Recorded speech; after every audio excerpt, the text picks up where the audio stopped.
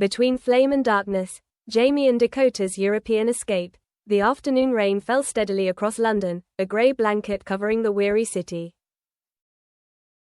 Jamie Dornan sat in a small cafe on the corner of Notting Hill, stirring his cold espresso.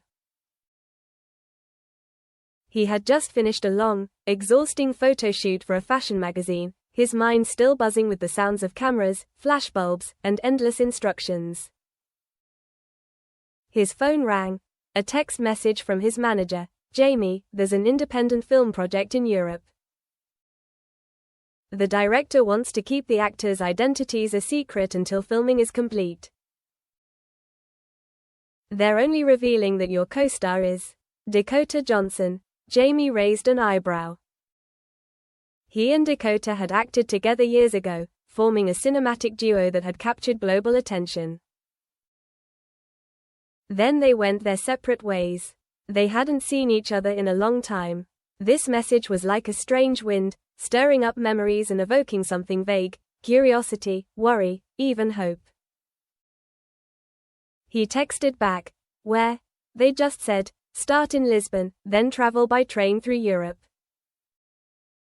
It's about two lost souls in search of themselves. No script, no interviews. They wanted everything to be as real as possible.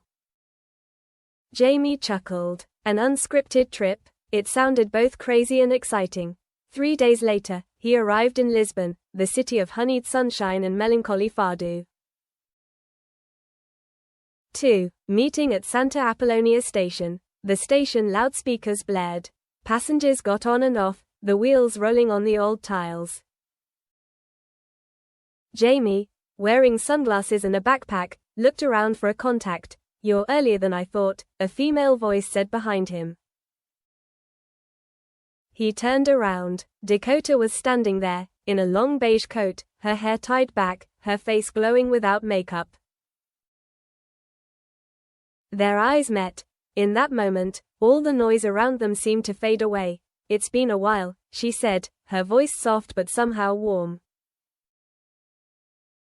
3 years, Jamie replied, then laughed, "But it feels like a century." The director of the film came to greet them. He spoke quickly in a broken French accent. "We don't call this a movie. Think of it as a journey. There's no script, just destinations. Live, tell, do. The camera just records." They exchanged puzzled looks. But as the train began to roll away from Lisbon, they both felt it. Perhaps it was this uncertainty that they needed. 3. Portugal. The beginning of silence. Lisbon opened in pale sunlight and the smell of burnt coffee from a roadside cafe. Dakota sat on a wooden chair, looking at the houses with blue azulejo tiles. Jamie took a picture of her with an old film camera. He said, "I think I used to know you through the lens, but now I'm not so sure." She smiled slightly, not answering. They walked up the slopes, lost in the Alfama neighborhood, ate pastel de nata and listened to an old woman sing fado. There was something sad but beautiful about the singing, like the two of them. That evening, the crew set up the camera on a hill overlooking the Tagus River. The director simply said, "Sit down. Talk about something real." Dakota looked at the lights reflecting on the water, then said, "I used to think fame would make me happy. But the more people looked at me, the more invisible I felt." Jamie was silent. Then he said slowly, "I understand. Fame is like a light in the eye. The brighter it is, the blinder it becomes." The camera kept rolling, but they both seemed to forget it. 4. Spain. Among the burning streets. The train took them to Seville, the city of flamenco and red. In the small square, the film crew gave only one task: enact the breakup scene of two lovers, but don't say a word. Dakota walked up and stood in front of Jamie. The wind blew her dress, music played from afar. They looked at each other for a long time. No script, no direction. Just eyes. Jamie touched her cheek, lightly as if afraid to touch her memories. She didn't back away. When the music stopped, she said softly, "I don't know if I'm acting or real." Me too. That evening, the two walked through the narrow alleys. Jamie talked about his childhood in Ireland, about his father, about the feeling of loneliness despite being known by millions of people. Dakota talked about the years she had to live between her name and the shadow of others. "Do you ever get tired of being Jamie Dornan?" she asked. He smiled. "Often. What about you?" "All the time." They both laughed. Their laughter merged with the guitars outside, the sound of two people forgetting the world. 5. France. Paris in the fog. When the train stopped in Paris, the city was still covered in a light rain. The camera followed him across the Alexandra III Bridge, where couples were taking wedding photos. Dakota said, "Do you believe in fate?" "No. But I believe in intentional coincidences." She turned to look at him. "So was this trip a coincidence, or fate?" He replied, "Maybe both." That night, they were asked to act out the bar talk scene.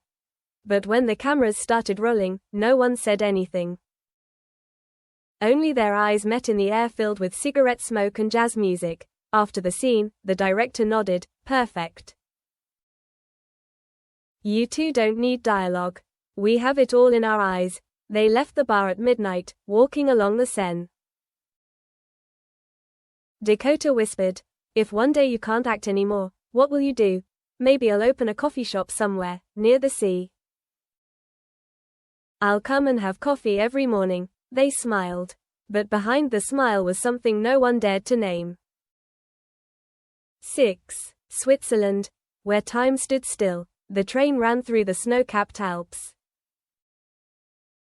There was no noise, only the wind and the wheels grinding against the rails. The film crew gave them 2 days off in the village of Lauterbrunnen. No cameras, no director, just them. Dakota wanted to climb to the top of the hill to watch the sunrise.